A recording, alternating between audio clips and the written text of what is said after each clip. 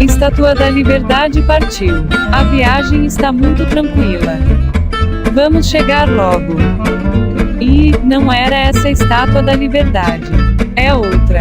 Vamos tentar de novo. Estátua da Liberdade partiu. Parece que agora estamos indo na direção certa. Chegamos. Agora sim, vamos começar. Bom dia, Cristina Serra, bom dia, Cristiano Rodrigues, bom dia, José Eustáquio Alves. Bom dia. Estávamos aqui, antes de começar aqui o nosso bate-papo, falando de música, né? Hoje são vários assuntos, né? Tem aí a coisa muito lamentável, né? Lamentável é uma palavra fraca, do número de mortes pela Covid no Brasil. Tem a popularidade de Bolsonaro, a matéria da revista Piauí, mas a gente começou, não sei por cargas d'água, a gente estava conversando sobre a complexidade da música, né? Que a música foi se tornando cada vez menos complexa. Tá? A música pop, né? Eu acho que o Cristiano viu uma matéria, não foi, Cristiano, no New York Times, não foi isso? Foi, a gente estava aqui no backstage, eu estava lembrando disso, uma matéria que eu li no New York Times, acho que ano passado, mostrando em que o autor faz uma análise algorítmica, né, das letras das músicas e da sua complexidade harmônica, da música pop, dos anos 70 até agora, o final da década de 10, demonstrando como é que ela foi simplificando ao longo do tempo. Basicamente, o argumento dele é que no início lá dos anos 70, até os anos 80 e 90, a música pop ela era mais diversa, ela era mais dispersa, né? Então você tinha um grande centro, que é mais pobre harmonicamente e mais simples do ponto de vista da letra, e aí lá na periferia você tinha letras e harmonias mais complexas, mas que você tinha grandes mudanças no cenário da música pop até então, e que depois vai havendo uma simplificação das letras e das harmonias. E ele ele chega a dizer isso, que eu considero que é um dado muito importante, tem muito a ver com vários outros aspectos da sociedade, que a simplificação das letras tem a ver também com o nível de entendimento. Então, para você entender uma letra pop lá nos anos 80, você precisava de um nível de educação formal maior do que você precisa hoje. Né? E você pode ler isso por uma lente negativa, assim, né, que significa dizer que tem uma simplificação do sistema educacional, que as pessoas estão tendo mais dificuldade de analisar coisas complexas, e você pode até analisar isso pensando o funcionamento da internet, como é que ela funciona com cortes, com frases mais curtas, etc., mas você também pode ver à luz do que diria o Alberto, positivamente, que implica na democratização da sociedade, ou seja, mais pessoas consumindo, mais pessoas debatendo aquele tema, obviamente aquilo precisa ser simplificado. Nós chegamos nesse assunto, Cris, porque a gente estava conversando que as pessoas diminuíram a leitura, não leem livros, leem textos mais simples. Com relação a esse negócio da música, você falando aí que o entendimento no passado, para a pessoa entender, precisava da 8ª série. Era quem tinha dinheiro para consumir. Né? O acesso era muito mais restrito. Você tinha que pagar para ter acesso à música. Pagar muito mais do que você tem que pagar hoje. Hoje, sei lá, não sei nem se tem que pagar, o quanto. O que aconteceu? Esse aparelhinho aqui, né, fez com que a gente passasse a ter acesso fácil a coisas que ninguém tinha. Você tem o cinema aqui dentro, você tem... Né, você tinha que adquirir discos de vinil, né? Para ouvir a música que você queria no horário que você queria. Agora não, tem um Spotify aqui dentro que é baratinho, eu tenho uma assinatura familiar, então o acesso se democratizou enormemente. Antes o consumidor era só alguém urbano que tinha grau superior, depois vai caindo, e aí, já que o acesso se democratiza, você tem que, né, ser ouvido por todo mundo. Essa é a minha visão. Eu tenho minhas dúvidas sobre isso, pelo seguinte, eu estava pensando aqui, por exemplo, numa música Carinhoso, por exemplo, que é uma música sofisticada, é uma letra sofisticada e é extremamente popular, sempre foi. Noel Rosa fazia sambas muito bem elaborados, com uma sofisticação em todos os sentidos, e é muito popular. Então, assim, eu não sei até que ponto que nós estamos num processo de consumismo, assim, para ir pelo lado pessimista que Taquinho, mas se você olhar o popular... É um consumismo desenfreado que está acontecendo hoje. Não, eu entendo você falar do popular, mas essa é uma visão. Se você tem um mapa que você clica em algum lugar da internet, já faz tempo que você diz qual é o artista mais ouvido naquele estado do Brasil, né? Clica lá para você ver. Não é nenhum desses que você acha. Todos esses muito conhecidos, Chico Buarque, Caetano Veloso, Gilberto Gil, são muito pouco ouvidos, sempre foram. Tá? Os mais ouvidos são outros, menos conhecidos por nós aqui desse debate. Vocês lembram do caso de um sertanejo, um cantor sertanejo que morreu? Acho que ninguém conhecia. Hã? Era um conhecido desconhecido. Ele, inclusive, tem o meu nome, Cristiano. A mídia não conhecia o cantor, os jornalistas, críticos de música não o conheciam, e foi uma comoção no Brasil. Eu posso estar enganado, acho que o nome dele é Cristóvão Araújo. Não, é Cristiano Araújo, eu lembro, porque é o mesmo nome que o meu. A nossa ignorância sobre esse mundo pop do sertanejo, nós somos grande, que a gente nem lembra do nome, né? E sobre isso, inclusive, o Chico Buarque, naquele filme belíssimo, um filme sobre o próprio Chico, feito pelo Miguel Faria Júnior, ele fala isso, o próprio Chico, que o sertanejo é a música do gosto popular e que não tem problema nenhum nisso, que a bossa nova nunca foi popular, ela era uma música de elite consumida pela elite. Então esse é o gosto popular e que está tudo bem, todo mundo tem seu lugar ao sol. Eu queria falar sobre o que o Taquinho comentou, o Pixinguinha, o Noel, que obviamente são inclusive os pais, né, dessa maravilhosa música brasileira, são alguns dos fundadores dessa nossa música brasileira incrível, mas eles eram populares em outro tempo, em outro momento, né? Populares aqui, Rio de Janeiro, São Paulo, Minas, nesse Brasilzão inteiro, mesmo naquela época, será que eles realmente eram populares? Eu creio que não. Eu acho que quando a gente fala hoje em dia mesmo de popular, são essas músicas de massa, é o funk, é o sertanejo, é o pagode, é isso. Noel Rosa compôs quando o Brasil era um país rural. 80% da população era rural. Pois é. Tem uma outra coisa também que eu acho... O Gonzagão, por exemplo. O Gonzagão é uma pessoa extremamente popular e é uma música, uma letra, inclusive até com expressões populares, né? O Adoniran Barbosa, por exemplo, em São Paulo, que é uma pessoa extremamente popular, eu acho incrível o que o Adoniran Barbosa fez, que ele não só fez uma música e uma letra sofisticada, como ele captou a cultura de São Paulo e como que os paulistas falavam, pensavam e tal, e trouxe tudo isso para a música. E foi uma pessoa extremamente popular, tanto o Gonzagão como a Adoniran Barbosa. Mas acho que isso tem, assim, para juntar o argumento e pensar o que o Alberto, como o Alberto pensa, nós também temos que lembrar que em tempos históricos diferentes, níveis educacionais diferentes implicam em outras coisas, assim. Eu me recordo que, sei lá, na geração talvez dos meus avós, alguém que completasse a 4ª série primária, eu não sei como é que chamava na época, né? Devia provavelmente ter acesso a um nível de conhecimento maior do que alguém que hoje em dia chega ao ensino médio. Então, a democratização, o aumento dos anos de educação, conforme foi acontecendo ao longo dos anos, também implica em subdivisão dos conteúdos e dos temas. Então, eu imagino que essa complexidade de autores como Pixinguinha, Noel Rosa e tantos outros de tempos passados pode implicar que aquela sociedade oferecia com muito pouco mais do que uma sociedade que oferece muito hoje em dia, assim, eu estou falando isso de cabeça.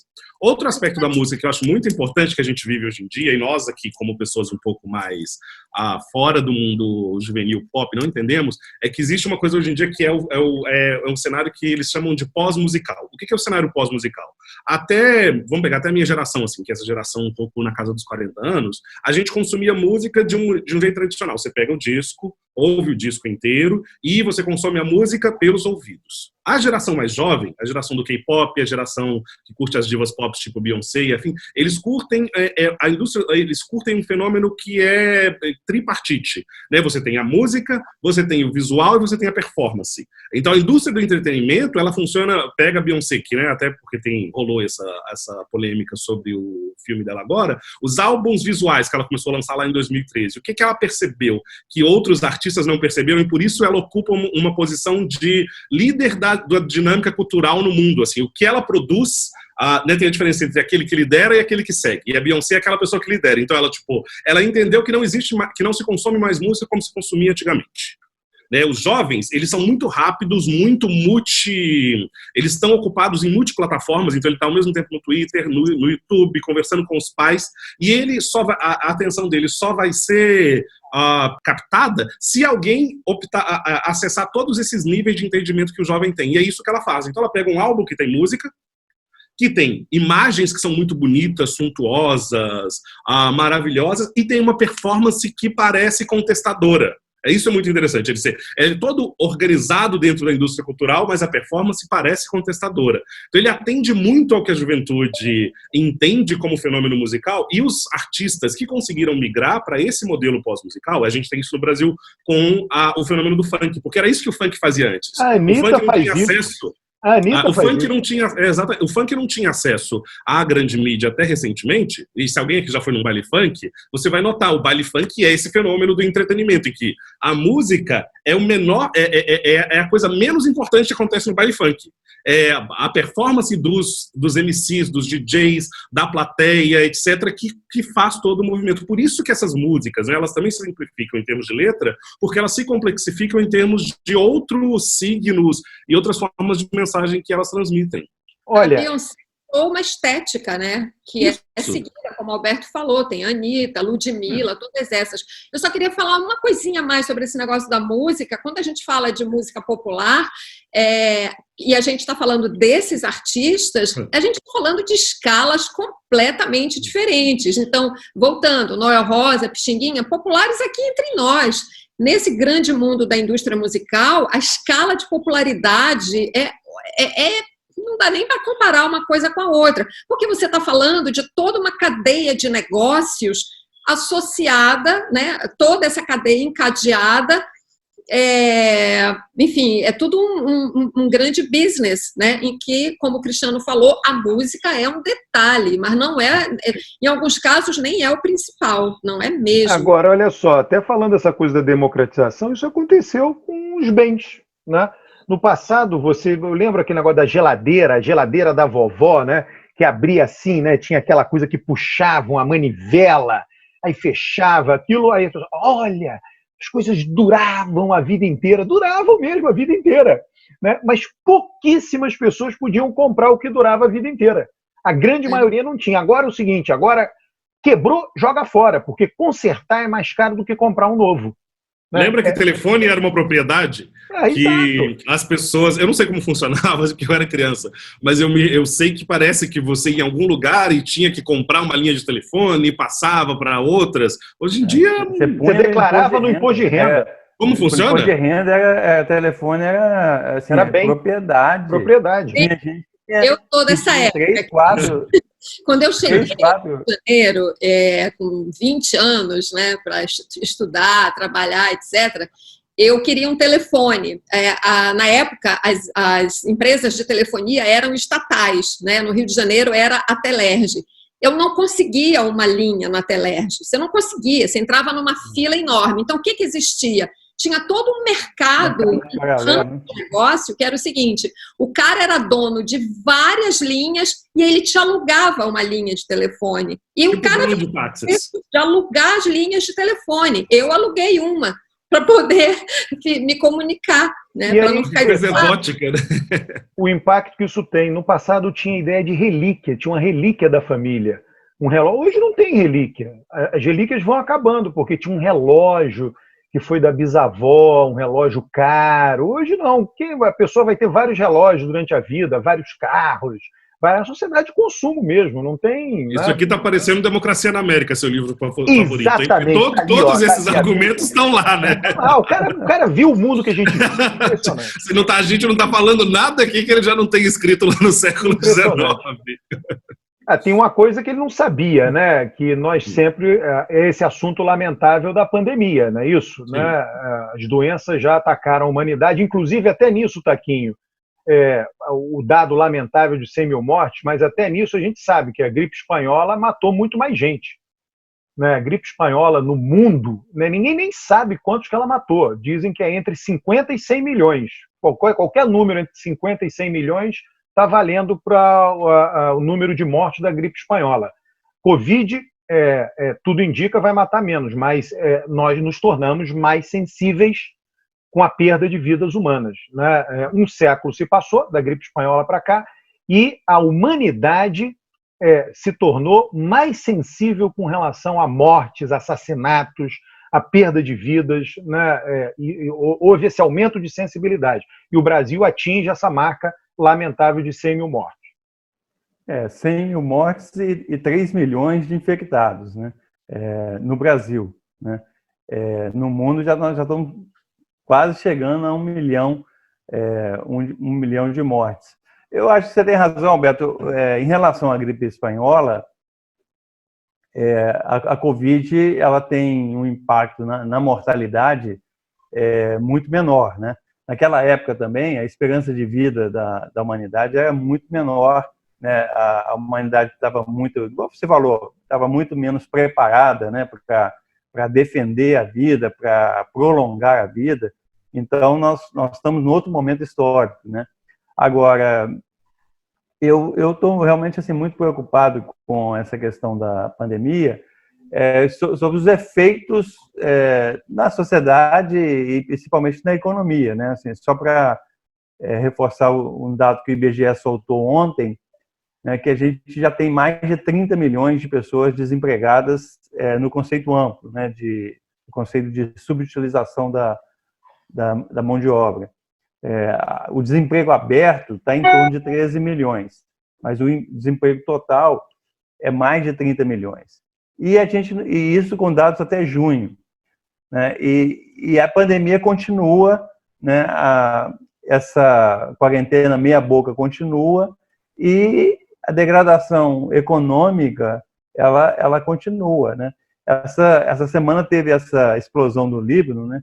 Que foi uma coisa impressionante, aquilo ali. E eu, assim, eu não sei se está correto isso que eu fiz, assim, mas eu na minha cabeça, eu estou vendo o seguinte, que no Brasil a gente tem aquela explosão do Líbano, mas como se fosse uma bomba de nêutrons, né? Ela tá matando gente, ela está destruindo o tecido social, né?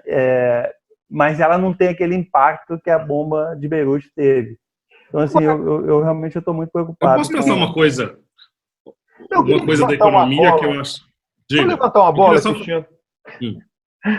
Não, que o Eustáquio falou, essa coisa, né? Eu me recordo, né, de saques de supermercado no passado, a população passando fome, quebra-quebra.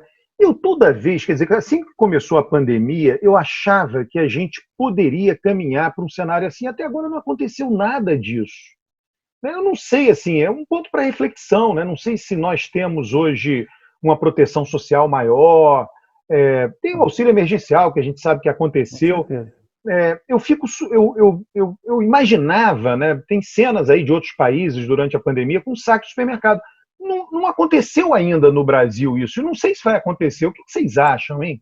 Deixa eu falar uma coisa aqui que eu tive recentemente. Eu participei de uma série de lives com lideranças comunitárias em grandes aglomerados urbanos, como Paraisópolis, Complexo da Maré.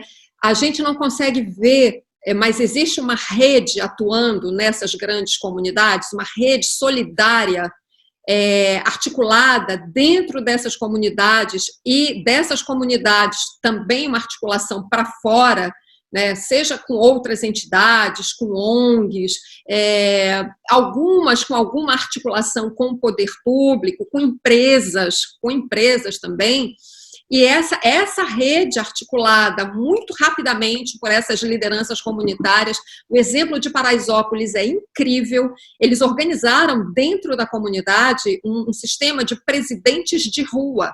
Cada rua tem, digamos, um presidente, é a nomenclatura que eles usam. Esse presidente é responsável pela assistência àquela rua, ele sabe quantas famílias tem ali, quantas pessoas em cada casa, onde tem idoso, onde tem doente, onde tem grupo de risco, onde tem criança. É uma tecnologia social, eu diria. Eu fiquei impressionada com que a liderança comunitária que eu entrevistei chama-se Gilson, eu me desculpo de não lembrar o sobrenome dele agora.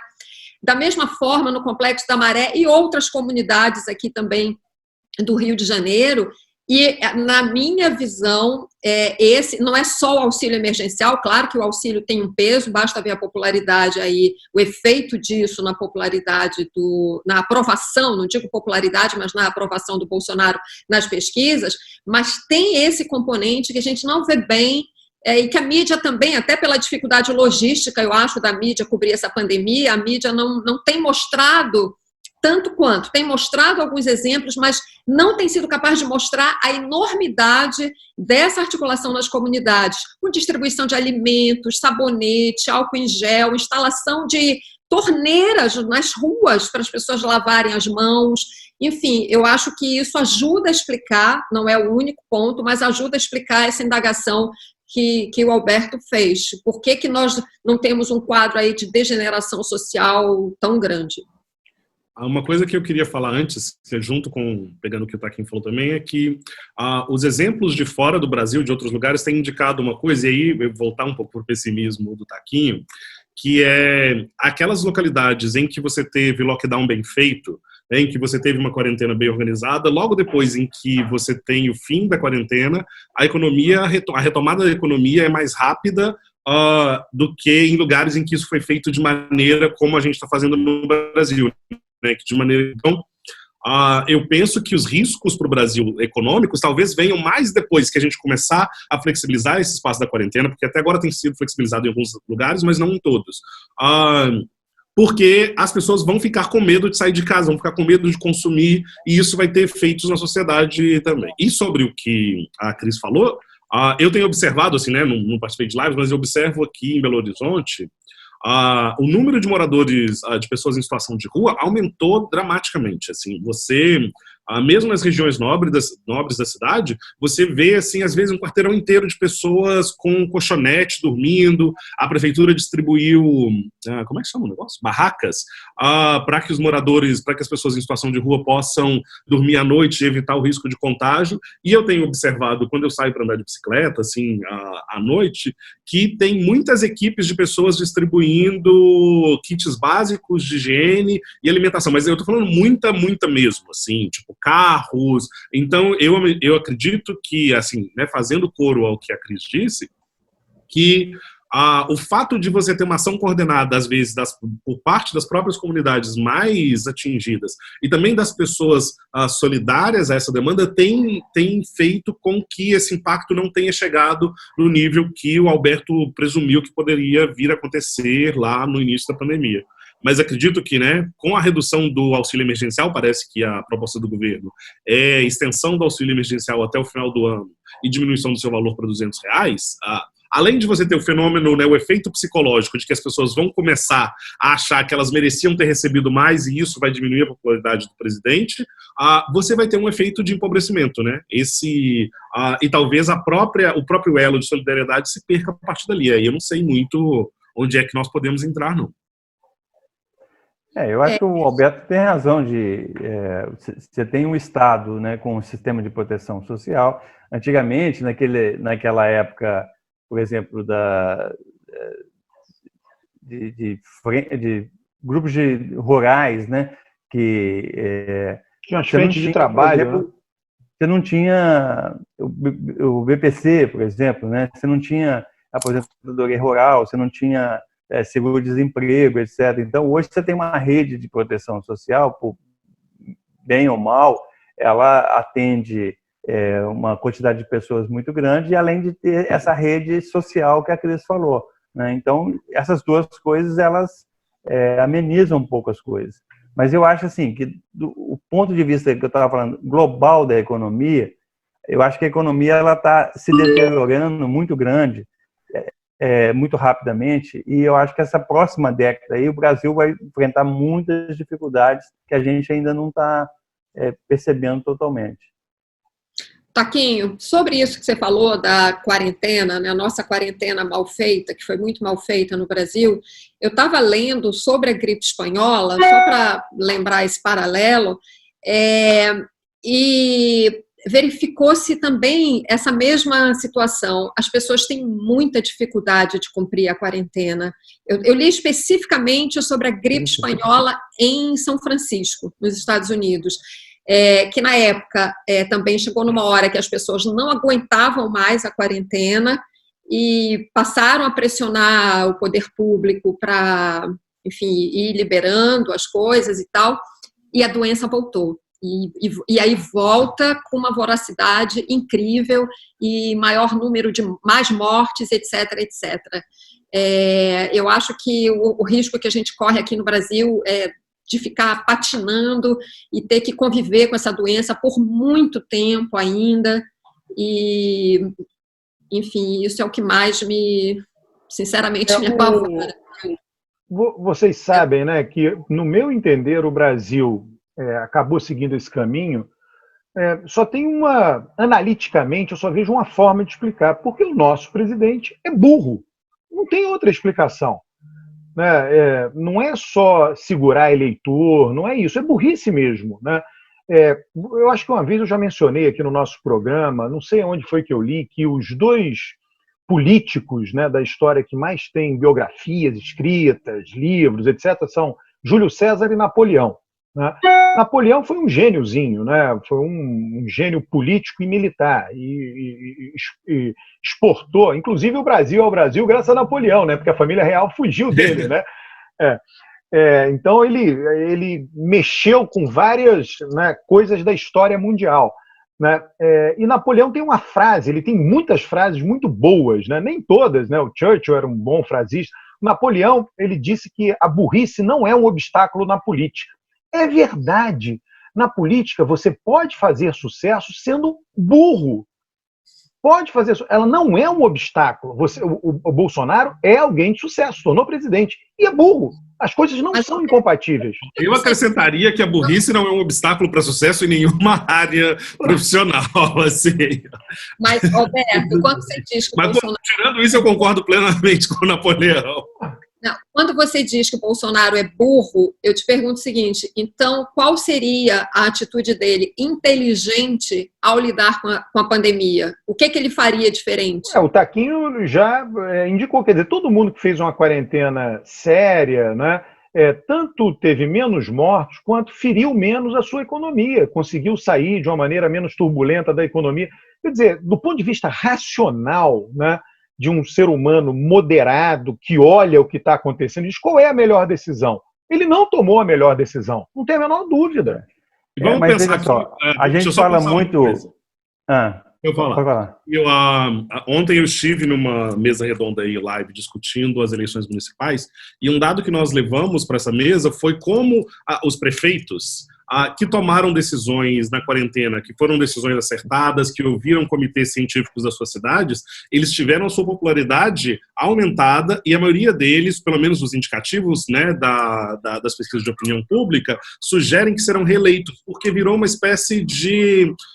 vai ser uma eleição de recall, por assim dizer, em que a proximidade com a pandemia e o que acontece assim, aquela população que se sente cuidada, acolhida pelo prefeito, por mais que pessoalmente eles sejam contrários às medidas de contenção e de isolamento social, eles vão entender que ali tem um interesse genuíno por aqueles cidadãos. Então eles são menos interessados na posição ideológica do prefeito e mais interessados, o Covas, em São Paulo, é um exemplo desse, que era... No Covas, não, como é que é o nome dele, o prefeito?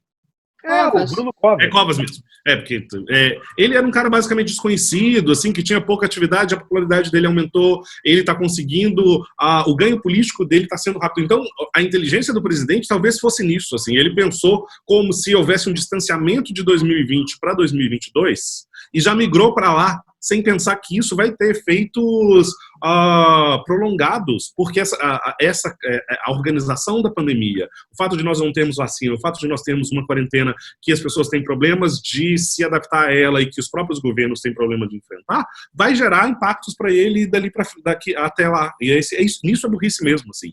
É um cálculo burro, né? Não dá para pensar de outro jeito. Agora, só para falar uma coisa, é o seguinte...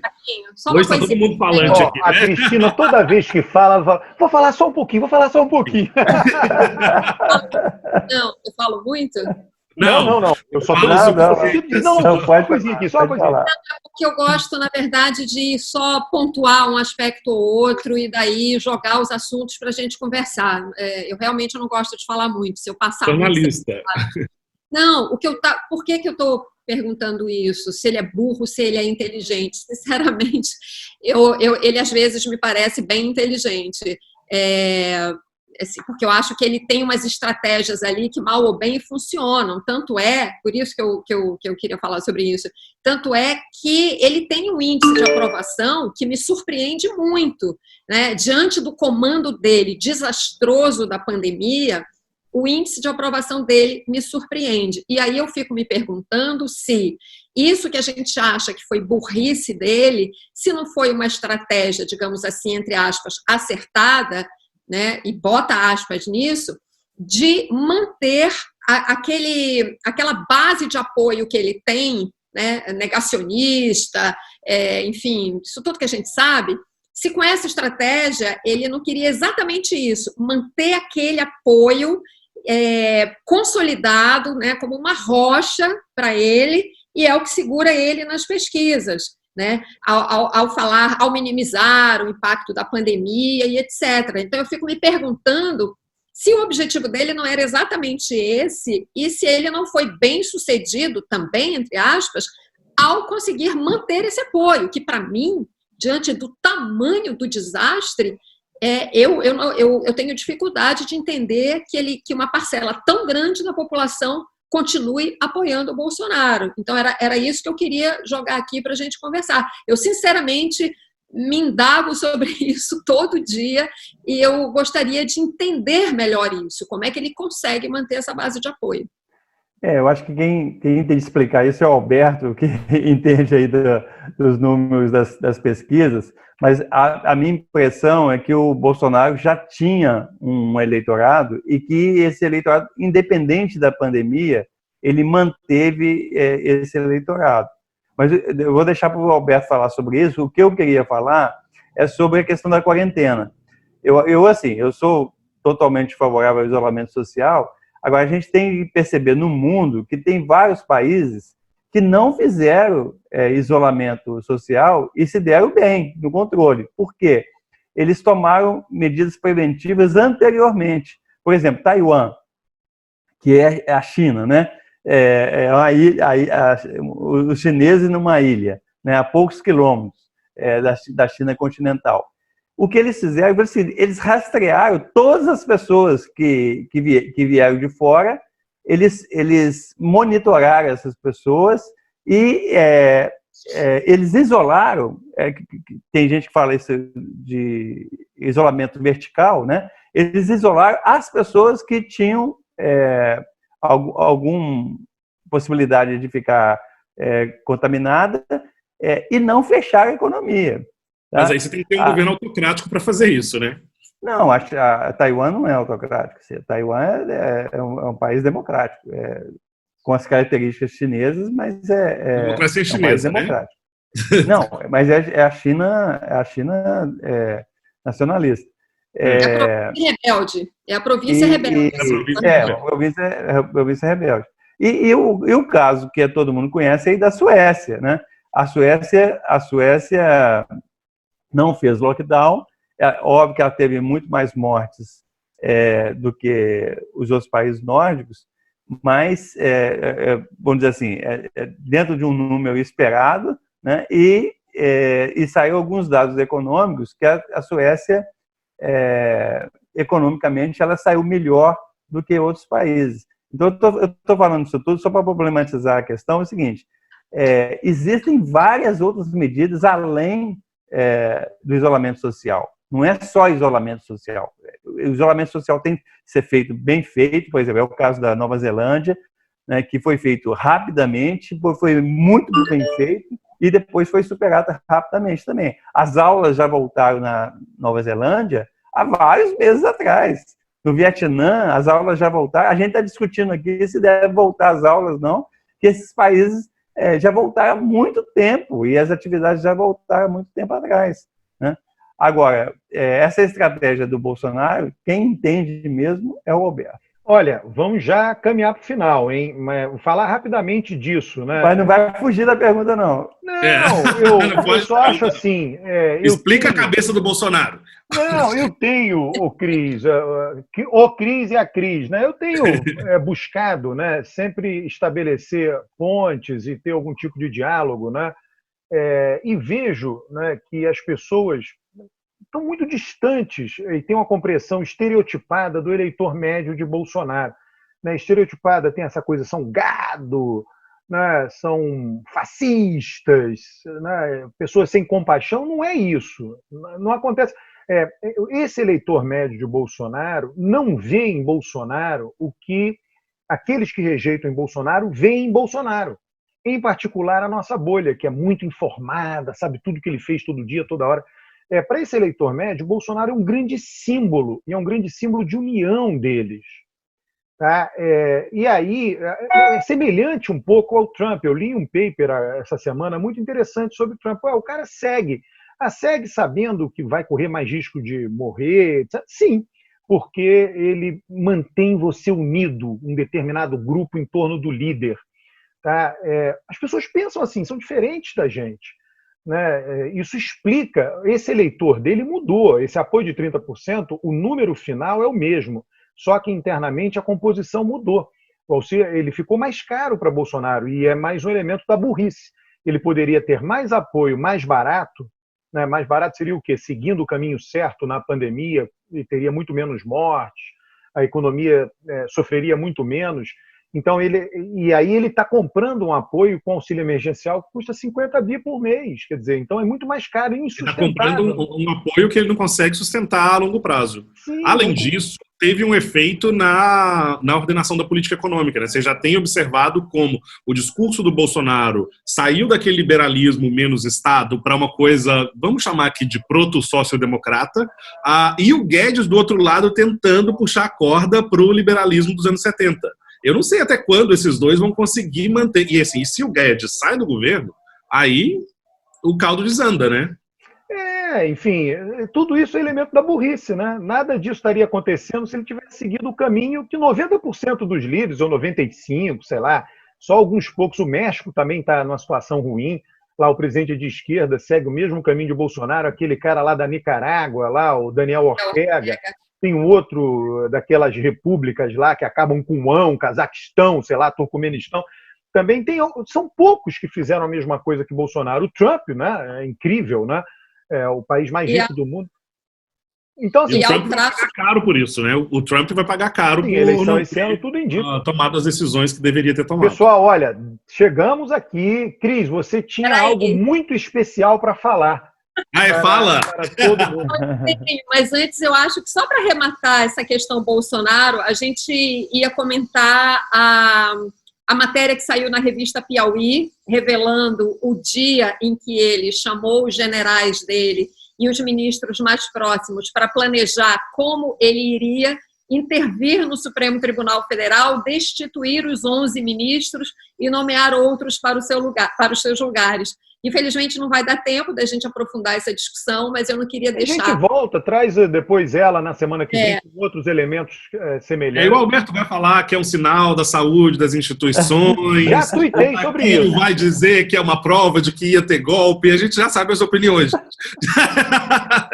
um assunto super importante. Então, a gente não vai aprofundar a discussão, mas aqui o nosso pessoal que nos acompanha aqui, vá lá no site da revista Piauí, a matéria está aberta para todo mundo de graça, não deixe de ler. E eu queria aqui fazer o meu comercial, que é o seguinte: eu criei um blog, Cristina Serra, jornalista, acha facilmente quer dizer, não tão facilmente, porque eu acabei de criar, então ele ainda não está, acho que pelos algoritmos aí do Google ele não é fácil chegar lá, mas enfim, é cristinaserra.org, é um blog com todos os meus artigos que eu escrevo para a Folha de São Paulo, que eu escrevo para outros sites, o Projeto Colabora, que é onde o Taquinho também escreve. vídeos que eu faço, inclusive os vídeos do Manhattan Disconnection estarão todos lá no blog também. Já tem um lá que eu coloquei. Eu quero dizer que eu estou apanhando muito nesse mundo digital, mas estou aprendendo. Então, se ainda não estiverem todos os vídeos do Manhattan Disconnection, estarão lá brevemente, com links, enfim.